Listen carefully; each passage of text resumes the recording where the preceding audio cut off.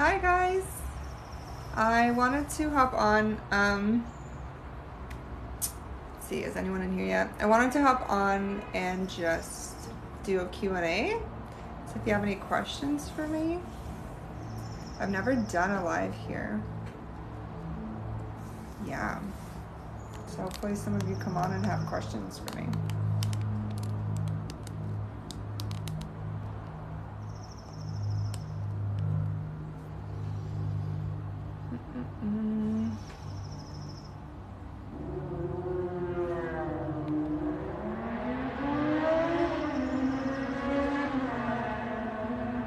Maybe I should have scheduled this. Yeah, if anyone has any questions, please feel free to ask me. I've never done a TikTok live, so I'm just checking it out. Let's see what happens.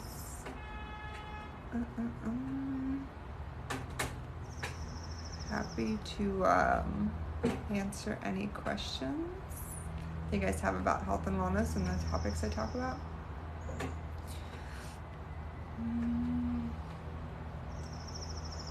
How do I invite people? Wow, I'm really bad at TikTok. Hi.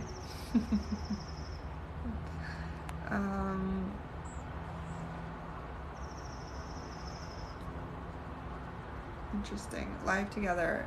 So yeah, I'm just here to answer any questions because I get so many questions in my videos that I wanted to do a live.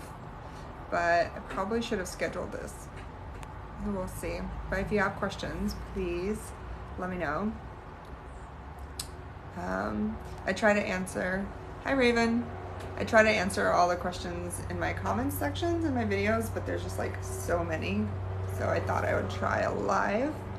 And if you guys have any questions for me about any of my videos, what I talk about, how do I invite people? I'm a noob at TikTok live. I do Facebook and Instagram live, so you guys have to give me a second. Does anyone have questions? Please comment them, ask them. I'm here to answer any questions you have about what I talk about in my videos. Basically, a lot of people misunderstand what I say as like diet culture, but I absolutely am anti-diet. It's not about dieting. Deprivation doesn't work. It's about really removing the triggers for why you're using food emotionally and your physical food addictions. And once those are gone, you're not depriving yourself anymore. You actually enjoy eating healthy foods and not eating unhealthy foods. So it's really not about deprivation. It's not about diet. I'm completely anti-diet culture. Oh, thanks Raven. Yeah, go ahead and take a look at my videos, and I'm gonna do more of these lives because I want to be able to answer people's questions. So I get so many on my videos and it's hard to get through them all. So definitely let me know if you have more questions after you've watched my videos. Yeah. How do I invite people? Let me see. Hi guys, who's joining? I'm just here to answer any questions people have about any of my videos. I get so many questions in there that I'm just trying to do this live instead. Does anyone have questions about any of my videos? Again, not about diet culture here. It's more about mindset work and removing physical and emotional addictions from food.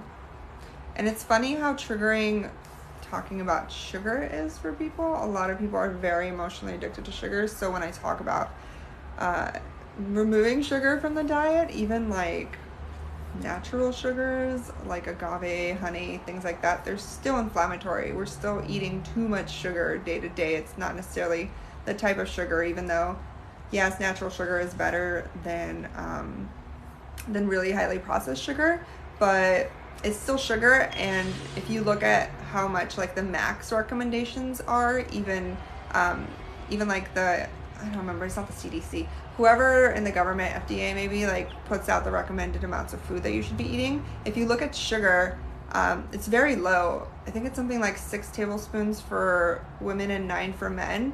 But then when you start actually looking at the sugar content of foods, especially processed foods like boxed packaged foods, you realize, especially things like juices and protein bars are some of the worst things. So you realize that the sugar content in those is so high, and we're not even talking about like Starbucks drinks or like cakes. Like the sugar content in that is like through the roof. But when you start looking at sugar content, it's really, really high. So at some point, it doesn't matter where it's coming from, even if you're just eating a ton of fruit. If you're eating a lot of sugar, it's gonna cause inflammation in your body. It's not good for you. So that's my point. It's not that you want to deprive yourself, it's that you want to get through your emotional and physical addictions to foods so that you have control over your choices around food, and it doesn't control you and it doesn't give you anxiety. And once you're at that point, you will want to eat healthier because you will feel better. Let's see. I use food for comfort. I'm addicted to sodas. I'm totally addicted to food and sugar. So using food for comfort, absolutely a real thing. That's the emotional addiction part of food. And I do have a video about that. I'm going to make a lot more videos about that because it's such a huge subject that's not talked about. But it's so important to deal with the emotional addiction to food and to start recognizing and really writing down. Journaling is a really good opportunity for this, a really good way to do it. But you need to start really looking deeper into what emotions you're trying to feel by using food. Because as long as this is subconscious, it's just going to be a trigger and you're just going to binge and you're not going to be able to control. People say, I don't have self-control. You don't need self-control. What you need is to be honest with what emotions you're trying to feel using food. And once you're honest with yourself about that, you can make the conscious choice to choose a different action. So instead of going to cakes or donuts or ice cream when you feel bad or whatever it is, chips, instead of using food as a way to fill a void and get a dopamine boost in your brain that's temporary and isn't actually dealing with the issues that you're having, if you instead acknowledge and start to recognize and be honest with yourself about the emotions that you're having, you can make other choices that don't involve food. So if you're lonely, you can call a friend or, tell your partner, I'm feeling lonely, like, can I get a hug? Or if you're tired, like, take a bath. If you're sad, like, do something that makes you happy, listen to music, write, journal, go outside. Like, just being in nature is such a serotonin boost for us. So you can make other choices, but you have to make them conscious. As long as you're avoiding the feelings you're having, you're not going to be able to really like self-control your way into not using food as a way to feel emotions. It's really impossible. No one has that much self-control. If this is like a subconscious thing that you're doing, which emotional eating is, it really has to come out to your conscious level. You really have to be honest with yourself. And the cool thing is that we really, like the idea of like the monster under the bed. So there could be a teddy bear under the bed, but we make this big deal and we're like so afraid of it. It's the same with emotions. We think that they're these big scary things, but they're only big and scary because we've been avoiding them for a long time. But if you actually just address things and you're honest with yourself, then they're not that scary. And it feels so much better to address things and actually give yourself what you need in that situation instead of just using food as a way to disconnect or as a way to just cover up feelings. And then you feel guilty, and it's very difficult psychologically and emotionally to do that as well. So that's a little bit about emotional eating. My program actually like completely addresses this and gives you journal prompts. So this is a really important part to deal with emotional eating and the emotions behind your food choices, what you're using food to cover up. Because if you don't deal with that, you're just always going to go back to the same behavior, the same habit. There's honestly no one can force their way into not eating certain things, because if it's a physical or emotional addiction, like that's going to win every time, and you're just going to end up binging, feeling guilty, and it's this terrible diet cycle that it feels awful and you don't actually need to repeat.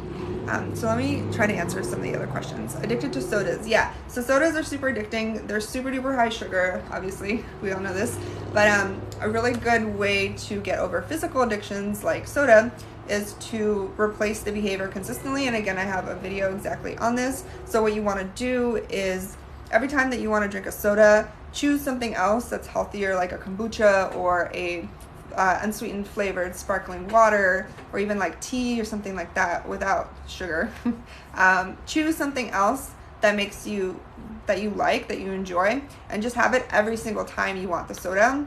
And habit, like the way that we do things, the reason that we do things automatically is just because we've gotten used to it and it's habituated into our brain. And the way our brain works is that we always default to what is habit. So in order to change your habit, you literally just have to change your behavior. And it's only hard for a pretty short period of time. Like if you do this for a week or two, you're probably not going to want soda anymore, or it'll just get a lot easier. And the longer you do it, the easier it gets. So what I recommend is, again, choosing a drink. I think kombucha is the best. If you don't like kombucha, do like a unsweetened flavored fizzy water.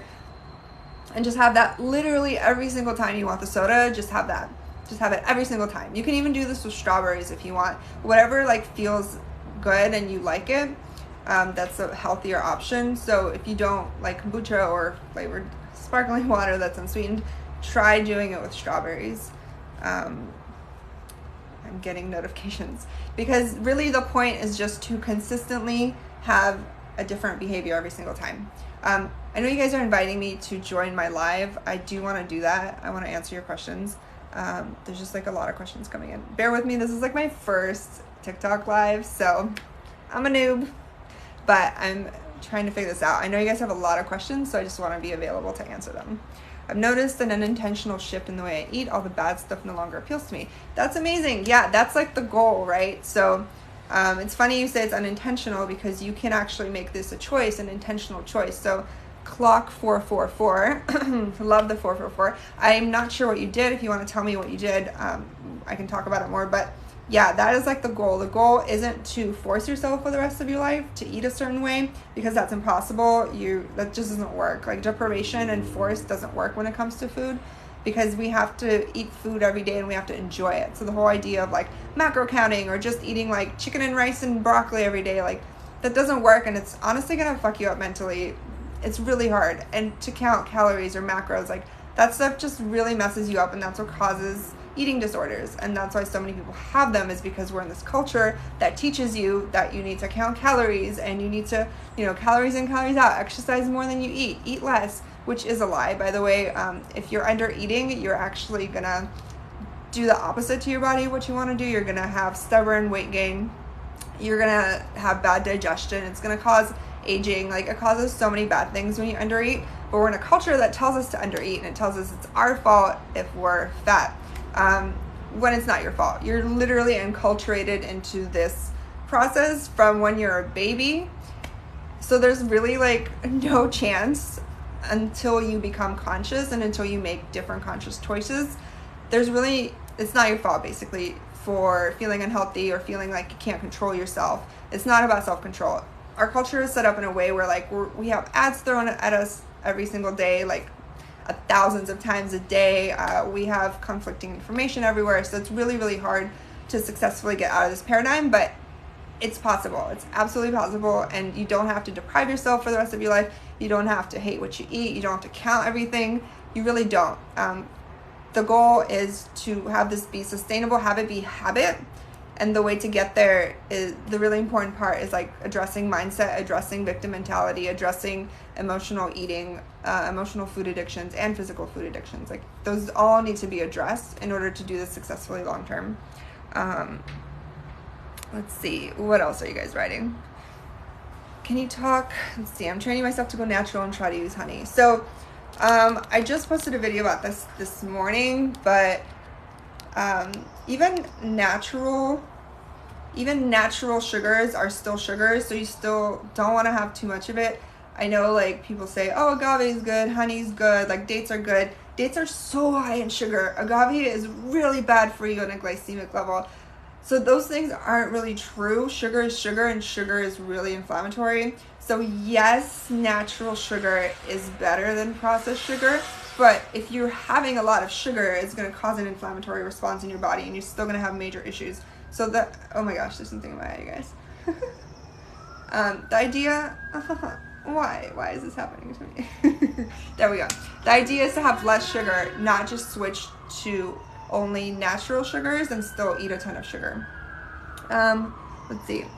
can you talk about anything you might know about a diet for someone with an ambulance with estrogen dominance? I'm not familiar with estrogen dominance. What I do know is that having an anti-inflammatory diet where you remove inflammatory foods is beneficial for absolutely everyone. I know they say, like, you know, what's good for you depends on your body type, or there's like so many different things that people say about like eating is individual, what's good for you is individual, and to some extent, yeah, but not really. Like, inflammatory foods are inflammatory for everyone, and you don't actually have to have an allergy to a food for it to be inflammatory. For example, gluten, super inflammatory for everybody, and not everyone has an allergy to gluten, but it is gonna cause your system, your gut, to get inflamed. So you don't have to have an allergy to a food for it to be bad for you, right? For it to cause negative side effects in your body. So I recommend removing inflammatory foods for absolutely everyone. And it's really magical, like even a week into removing inflammatory foods, like in my program, my students, like a week in, they no longer have migraines and headaches that they had like almost daily. They don't have bloat anymore. Like a week or two in, they're losing weight. Like everyone in my program loses so much weight naturally if that's a goal for them, if they're retaining excess weight. Obviously, you know, not everyone wants to lose weight, and that's not the goal. The thing is that once you reduce the inflammation in your body, the chronic inflammation, like the baseline of it that's been building up your whole life, once you reduce it, you feel so much better, and it happens super quickly. And this is true for everyone. Inflammatory food is not good for anyone, because what disease is in our system is inflammation. Like, disease is inflammation. I'll say this over and over again. Disease is inflammation. So your gut is the first system that gets hit by what you're putting into your body, your nutrients, right? Your food. And that's all we have for our body to function. Like, for example, like pretend, you know, take a car as an example. The car only has fuel, gas, right, to function. And if you're putting really shitty gas, it's going to ruin your car. It doesn't matter what car it is. It doesn't matter. Like if you put diesel into a car, right, it's going to ruin the engine. So, and if the engine doesn't run, the car doesn't run. Like the whole thing doesn't work. So it's literally the same thing with your body. All we have for our body to function is the food we're eating. So if you're eating inflammatory foods, your engine or your gut is going to be ruined, just like ruined. And that affects your whole system, right? We're one whole system. We're not just like body parts, which the medical system like wants us to believe that we're body parts, right? It's a hard word to say, compartmentalizes us into like, you know, specialists. But the truth is that like your body is one whole, and systemically everything that you do to one part of your body affects the rest of your body. Even emotions, like emotionally, food affects your emotions. I don't think people realize how much food affects. Gluten, for example, gives people ADHD. This is kids and adults. This is proven by research. ADHD, like trouble focusing, anxiety, aggression. Like gluten makes people so angry. And then people sit there and they wonder like why they don't feel good. It's because of the food you're eating. Literally, the only thing that you have making you function is food. And we're just bombarded by really inaccuracies. We're told that, you know, disease stems from all these different things, or things are undiagnosable or untreatable. All the meanwhile, like you're eating crap food, inflammatory food. As long as you're eating inflammatory food, your system's not going to function well, you guys. Like, it's so simple, and your body wants to be healthy.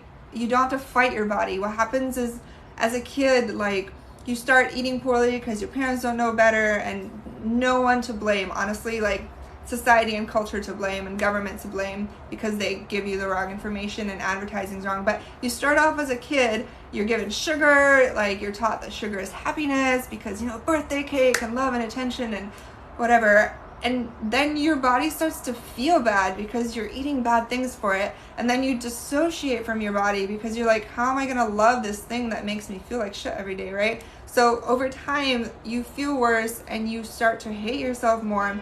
And what happens is we stop listening to our body. But our body is us. Like, you're literally your body, right? Physically, you are your body. So if you're dissociated and you're not listening to what your body is saying, you can't really have the answers because they are internal. Your body will tell you when to eat, how much to eat.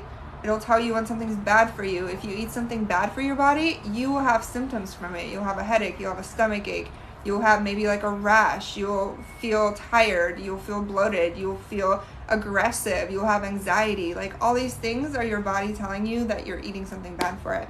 Okay, I want to go back to questions. Oh, someone's in bed crying. I'm so sorry. Honestly, like remove inflammatory foods from your body. Let me see. I'm trying to get to all the questions, but there's a lot. What else?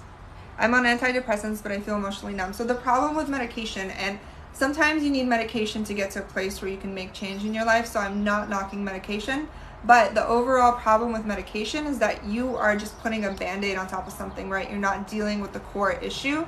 So it's important to actually deal with the lifestyle choices, with the dietary choices, remove inflammatory foods, deal with any emotions that are happening for you, rather than just putting a patch on something, right? Doctors like to give out medications, and usually they're really, really harsh. And again, mental health is a bit different because if you really are suffering, like absolutely, like do whatever you need to do in order to feel better, to get to a place where you can change your life and be healthier in general. But overall, like as a generality, just taking meds is not going to heal you. And our culture is not about healing. Our culture is about just like symptom abatement, right? Through medication, which usually hurts your body even more. So instead of taking medication, or at least in conjunction to, if you really need the medication, like sometimes you're at a point where you just have to have symptom abatement because you can't function otherwise. But in conjunction, or instead of, if you're not at that point yet, change your diet. Like truly stop eating inflammatory foods. Stop, because that is the core issue. That is what's causing inflammation in your gut and in your whole system. And what happens is when there's chronic inflammation in your gut, it kind of like fills up, like think of your body as a cup, and the chronic inflammation is filling up this cup that's your body, right? And then at some point it overflows. Like you run out of space. Your body stops being able to overcome what you're doing to it via inflammatory foods, because inflammation is disease. I'm gonna say this over and over. Inflammation is disease. So if you're putting inflammation into your body through the foods you're eating and the stress that you're feeling, the stress you're putting your body through, those are like the two core ways of inflammation getting into your system.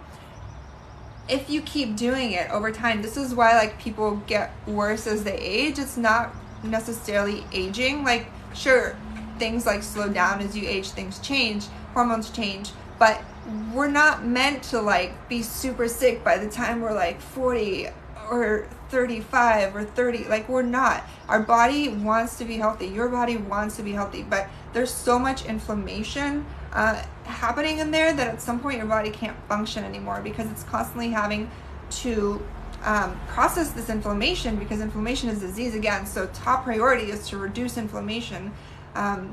But if there's too much inflammation because you're eating inflammatory foods and you're stressed out, then your body just can't function anymore. And that's when you get really bad diseases. That's when you get like autoimmune. That's when you get cancer. That's when you get heart disease. That's when you get diabetes. Like when your body can no longer undo the damage that you're doing to it by eating inflammatory foods and having too much stress in your life. So I hope that makes sense, that like overflowing thing and the car engine thing. Breaking bad habits is hard, yes, but it's doable. And I have 3 videos on breaking sugar addiction, but you can apply the same concepts to like any bad habit you have. Habits really are just the things that you do most often. So if you literally do something else every time you do the bad thing, every time you want to do the bad thing, just do a different thing. Like choose one thing that's better for you, that's good for you, and do it instead. And start to look at what emotions are underneath your choice to do the bad thing, and really be honest with yourself. Write it down so you can't like, deny yourself. If you do that, you can absolutely break any bad habit, like truly, but you have to deal with the emotions, and you honestly with yourself, and you have to start choosing a different behavior. So you have full control over what choices you make. It's that you're an autopilot. So you have to get off autopilot and start creating the space in between trigger and action. So when you're triggered to do something that's bad for you, instead of just like, okay, I'm gonna do the thing I always do, right? Give yourself space right after the trigger, right at the trigger, to make a different choice. And you do that by getting curious. Like, don't judge yourself. This isn't about judging yourself. This isn't about feeling guilty or saying like you're a bad person to yourself. No, just like look at the trigger, and when you're triggered, just really like take a second to just like grab a journal, write, or just ask yourself like, why am I triggered right now? What's the deeper emotion here? Like, do I feel unsafe? Because usually the triggers happen because your inner child feels unsafe.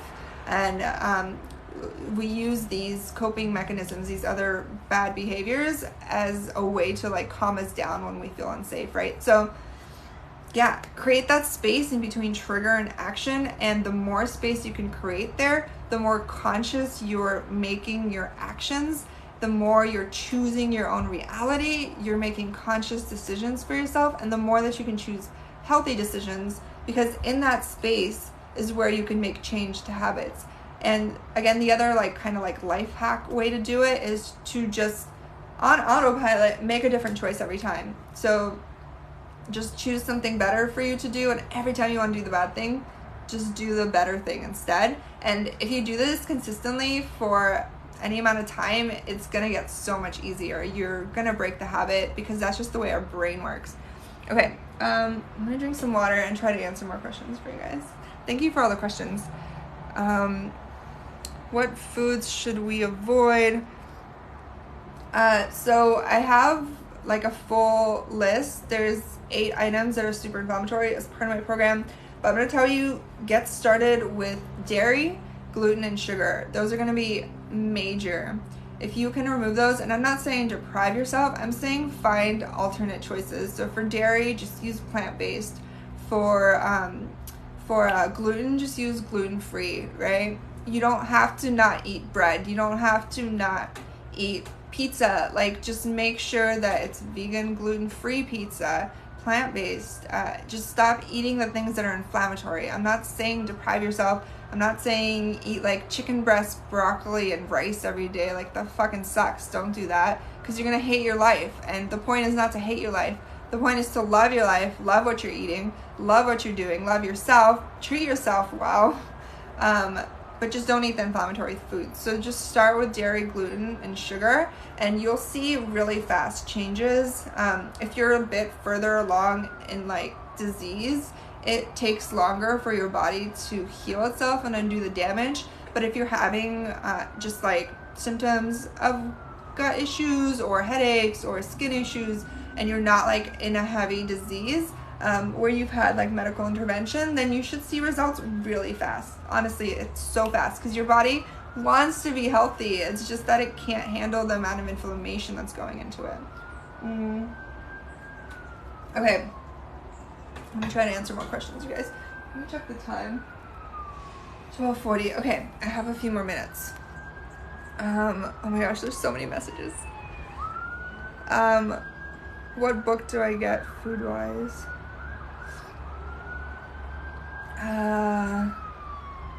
Can you give a few examples of what to eat in a day? Yeah, I want to do videos about like what I eat. I do have a few recipes on my channel, so you guys can go wherever it is and look that up. But I'll tell you what I eat in like a normal day, and obviously I switch it up. But for breakfast, I really like I have gluten-free oatmeal with oat milk, and you can do any plant-based milk, almond milk. Don't do soy milk. Soy is GMO. GMO is inflammatory. But yeah, so I do oatmeal, gluten-free oats, and then I put raspberries in. Berries are a really great option to sweeten things without actually eating a ton of sugar. So if you do this on like a stovetop and you actually like boil this stuff instead of using a microwave, one is going to taste way better, but two, the raspberries, when you put them on a stovetop, they get even a bit sweeter. Like the natural sugars come out when you cook berries. So I promise you, just like I usually put like, you know, 3/4 to a full like 12 ounce. I think it's 12 ounce, I don't know, 6 ounce. Just put like a bunch of raspberries, like put like a handful and a half. I have small hands. but like put a bunch in there and mush them all up and mix it up, and I promise you, you won't need sweetener. It's gonna taste really good. And just like cook that all together. For lunch, I love having tuna with vegan mayo and a bunch of veggies. I put like cherry tomatoes in there, cucumber, cooked beets. You can literally put any veggie you want. I put like baby kale in there, bell pepper. Just put whatever veggies you like and try different veggies if you're not a big veggie person. Honestly, people who don't like veggies, I'm going to talk to you real quick. The reason you don't like healthy food is because you're not fully tasting it, okay? And that is because you're eating so much sugar, or maybe spices. Spice does this too, but mostly for most people it's sugar. If you're eating a lot of sugar, what happens is your taste buds, oh my gosh, that's really loud, you guys. Okay, your taste buds, when you eat a lot of sugar, they get torn up. So if you eat a lot of sugar, which most people do eat too much sugar, your taste buds are only tasting like 20 to 30% of the food. So the reason you think healthy food is gross or bland, vegetables are gross or bland, is because you're not actually tasting them. So once you reduce the sugar in your diet, your taste buds will regenerate. It takes a couple weeks. And then not only will you not want sweet things, because you'll actually be able to taste food at 100%. And I promise you, when you taste like a freaking like cupcake at 100% volume of what it actually tastes like, it's awful. You're gonna hate it. The thing is that your taste buds are so dead, so messed up, that you're not tasting it. And that's why you want the sweet things. You want the super spicy things. So once you actually get your taste buds regenerated, because you're no longer eating as much sugar or as much spiciness, if you're a spicy person, you're gonna taste food 100%. And I promise you, vegetables will taste better. Like everything will just taste so much better, because you're going to be tasting it at 100%. And make sure to buy like fresh vegetables, not frozen vegetables, because when you freeze them, a lot of the nutrients go away, but also they just don't taste as good. They're going to be like watered down, kind of weird. So buy fresh vegetables. And honestly, like buying fresh vegetables is actually way cheaper than buying packaged food. So I know people think it's like expensive to eat healthy. Let's see. I'm trying to get all the questions. You guys, there's so many. I love you so much. Thank you for being here. Some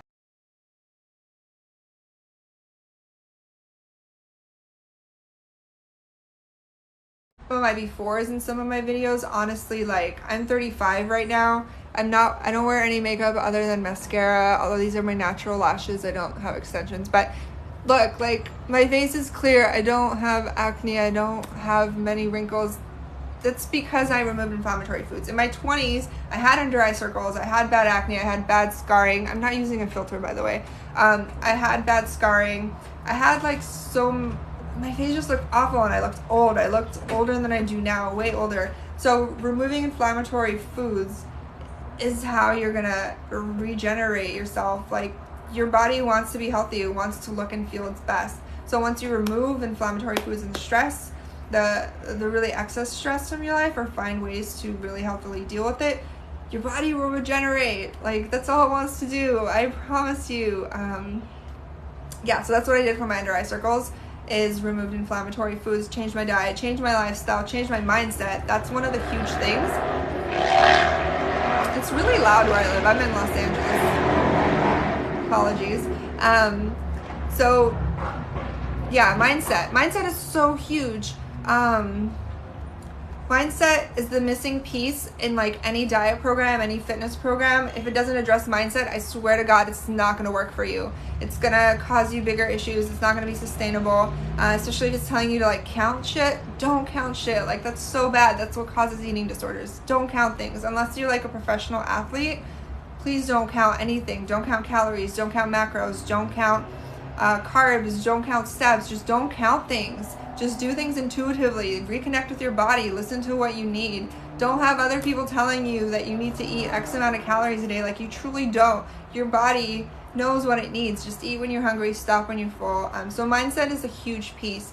You really have to get out of victim mentality and start taking control. Not even control, but what's the word? I'm missing the word right now. Accountability. Start taking accountability for your life and your choices. The way to change your life is to make different choices. If you continue to make the same choices, nothing's going to change, okay? Like, this is kind of just basics, right? But so many of us don't think about this. Just take accountability for what you're doing. Everything that is in your life is your choice. If you feel powerless, really look at the situation. Are you actually powerless? Like, is there something else you can do? You hear about people coming from like really shit situations and making the best out of it. That's because they realize that the thing is, you can control your life because you can control your reactions and your choices. You have full control over those things. We're taught we don't have control. We're taught it's like selfish to choose ourselves, but truly, truly, you have full control over your decisions, your reactions, the way that you view things. You have full control over how you even like view life, if it's positive or negative. So mindset is such a huge piece. And my program, like half of it is dietary changes, not deprivation, substitution. That's what works. But half of it is mindset, because if you don't touch on mindset, it's not going to be sustainable. You have to touch on habits, emotion, like the emotions behind your choices, and getting out of victim mentality. And I'm going to do a whole video about victim mentality, because I don't think most people are familiar with that. But it's like a really important part of realizing that you have autonomy and that you can actually choose everything in your life. Okay, I'm going to move on to another question. Do I eat fruits? Yes, I do eat fruits. I eat berries. There's certain fruits I won't eat because it is really high sugar content. So I won't eat bananas. I won't eat mangoes. I won't eat...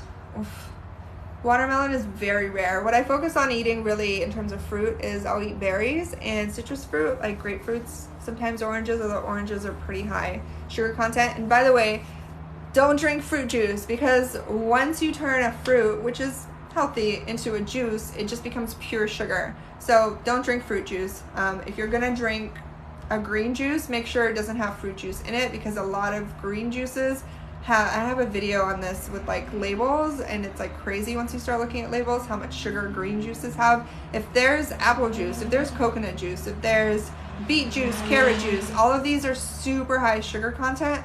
Don't drink them, because yes, fruits are healthy, but that's because they have nutrients and fiber. And once you turn them into a juice, not only are you, instead of having an apple, oh, by the way, I won't eat apples and pears because they're super high sugar.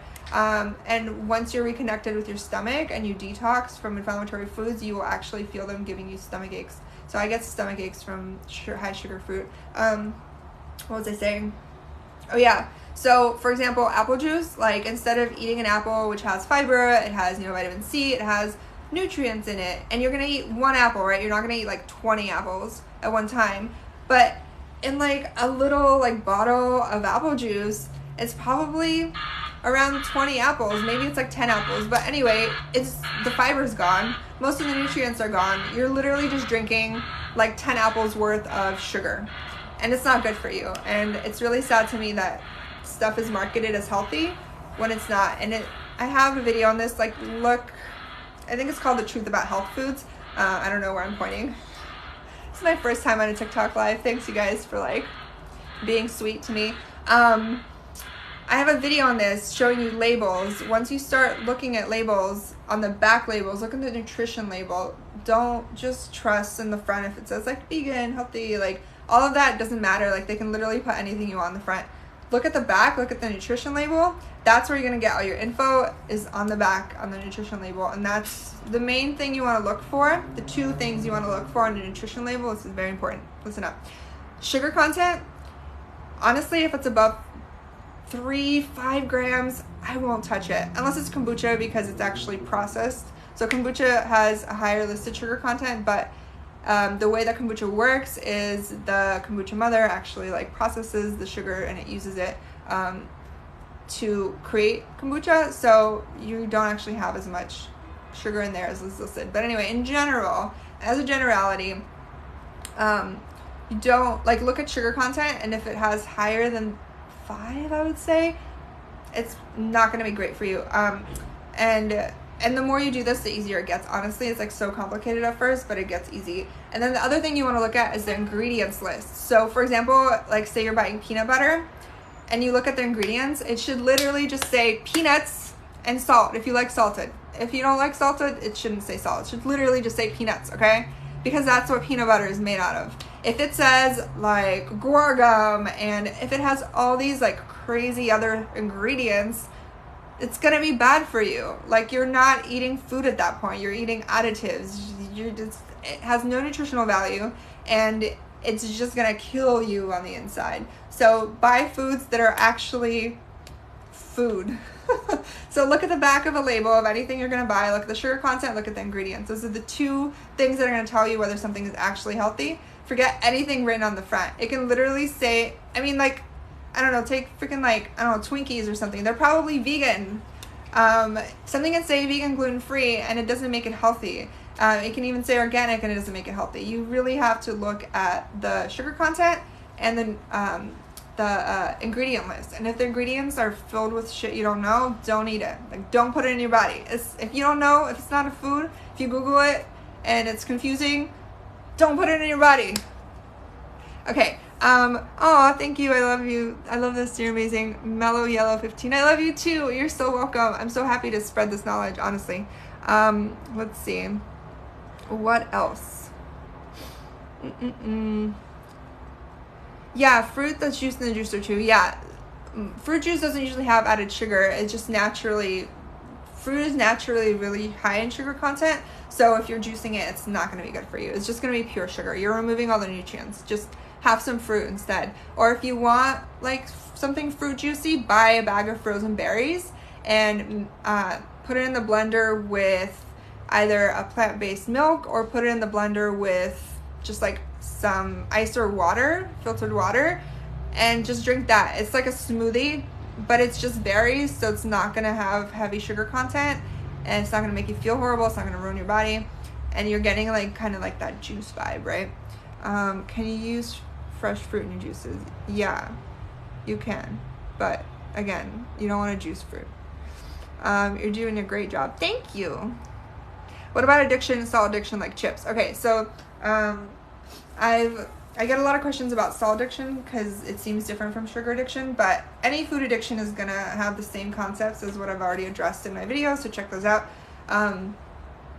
So the thing with salt is it's not really as addictive as sugar. Sugar is truly like a drug, like it's truly physically addictive. Salt is less so. So I would say if you're binging on salty things, it's probably more of an emotional addiction. You're probably just bored, tired, hungry, and not eating at a proper time, so you're starving, so you just eat crap foods because your body is just desperate for anything, or maybe you're like lonely or sad. So I would really heavily focus on the emotional part of what you're feeling when you're craving to binge on salty foods, or in any foods really. Focus on what's happening for you emotionally at that time. And again, I really recommend writing it down, because when you write things down, you really like can't get away from yourself. Like, it's there on paper, and you can just brain dump honestly everything you're feeling. So every time you want to binge on something, or you have like a really heavy food craving, just write down, brain dump like what you're feeling at that time, and be honest with yourself, and look at like the deeper things. Like, if you're just like, I'm sad, like, why are you sad? Did something happen? Like, are you remembering something? Is there like a deeper thing that's stemming from childhood? Does your inner child feel unsafe? And I'll do videos about like talking to your inner child, keeping them safe, your inner mean voice. Like, there's so much around this that's so healing. So I want to do more content about that, but really look at the emotional aspect of it. Love all your tats. Thanks for the information. You're so welcome. How much to be my coach? So I do have a program. There's a link in my bio if you want to apply to it. I'm gonna start offering more accessible programs as well, in terms of like financially. But yeah, if you're interested, you can DM me. I'm happy to talk to you about it. My program, again, covers the dietary aspect, but it also covers the mindset portion, the habit portion. So the goal is to make this a lifestyle, like a habit, so you don't have to like struggle for the rest of your life or feel deprived. It's really not about deprivation. It's about changing your habits, changing your lifestyle, changing your mindset, and removing inflammatory foods from your diet, so that way you're healing physically, but you're also healing emotionally and mentally. Oh my gosh, you guys, I'm doing so much talking. I have to go pretty soon. I think I have an appointment soon with a client, but no one has ever said this before. It makes so much sense. Yeah, I'm so happy to share this info. Honestly, the reason I know all this is because I got super freaking sick 4 years ago, and I had to learn this myself because doctors were not helping me, because our medical system does not do well with gut issues. It does not do well with systemic issues. It just doesn't do well. So anyway, I had to heal myself. I learned all this. Now I teach others how to do it, and I'm super passionate about it, and I love sharing this information. Is seaweed okay to snack in? Yeah, seaweed's great. What are the best foods to snack on? First of all, are you snacking because you're hungry? Are you snacking because you're bored? Are you snacking because you're tired or sad or lonely? Like, why are you snacking? Sometimes if you're snacking, it's because you didn't eat enough food during dinner, or you are feeling negatively emotionally. So first of all, address why you're snacking at all. But foods you can, chips are fine. Like, just get high quality chips. You can snack on berries. You can snack on hummus and vegetables. You can snack on, seaweed is a great snack. Nuts are a great snack. I have to eat every few hours or my blood sugar levels drop. If you have something like diabetes, it's definitely slightly different. But also, like, you can absolutely adjust, like, to your body and how often you have to eat. The whole idea of, like, there's a specific time you should be eating is bullshit. No one can tell you when you should be eating, and you should stop prescribing to, like, lunch is at noon, breakfast is at 9 a.m. Like, who cares? Like, who said that? Who decided that your body needed food at 9 a.m. exactly or noon exactly? Like,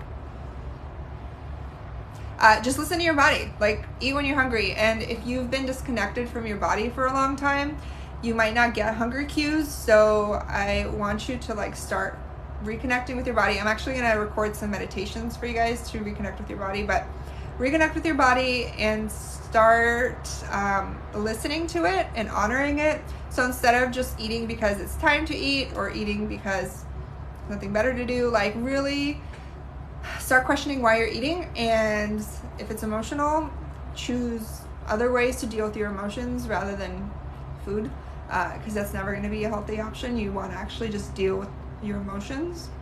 Food's never going to make you feel better. I promise you. Emotionally, like, food will never make you feel better. It might set off some dopamine initially, but long term, you're just going to feel guilty and worse. So deal with your emotional issues. Yeah, sorry to be very frank, but that's how you get over food addiction, emotional eating, is you deal with what's actually happening for you and you address it and you're honest about it. And again, it's not as scary as we make it out to be. So if in your head you're like, I've never dealt with this, it's too scary, I don't want to deal with it, the sooner you deal with it, the easier it's going to get for you. I promise you. But yeah, you can eat anytime you're hungry. Just eat when you're hungry and stop when you're full. Your body will not tell you the wrong thing. Your body's not going to be like physically, your body's not going to be like, oh yeah, like, let's eat or let's not eat when you don't need it, because your body is like, it's like a machine. It knows when it needs to eat and it knows when it needs to stop. So if you listen to it, you will do very well. And that's called intuitive eating. It's a concept that's out there. A lot of people talk about it, but you really have to reconnect with your body in order to be able to do that. Yeah, if all you think about is sugar, then you definitely have sugar addiction. Okay, you guys, I really have to run. Thank you for all your questions. I know I didn't address all of this, but I have a bunch of links in my bio. Make sure you're following me. Links in my bio will lead you to my program. If you're interested, reach out to me. Let's chat about it. And yeah, I'll do a lot more lives, and I have so many questions from you guys to do videos about. I'm very happy. So I'll do videos about all the questions I get in the comments. Make sure you're commenting, following, liking, and I'll see you guys soon. This was so fun. This was my first live on TikTok. Yeah. Thanks for being here with me. Thanks for asking questions. Thanks for engaging. I'm glad this information is helpful. I'm truly, this is like what I'm passionate about. I'm truly here to help you guys. So feel free to DM me. I answer my DMs. Feel free to comment if you have questions. I try to answer all the questions in my comments. And I will be doing more lives. So if I didn't get to your question today, I will hopefully get to it next time. Okay, I love you so much. Oh, you're awesome. You're awesome too, Tina K. Thank you. Have a great rest of your Sunday. If it is Sunday for you, I'm gonna hopefully go to the beach soon. All right, bye. I don't even know how to exit this. Okay, we're gonna try. Here we go. Okay, bye, you guys.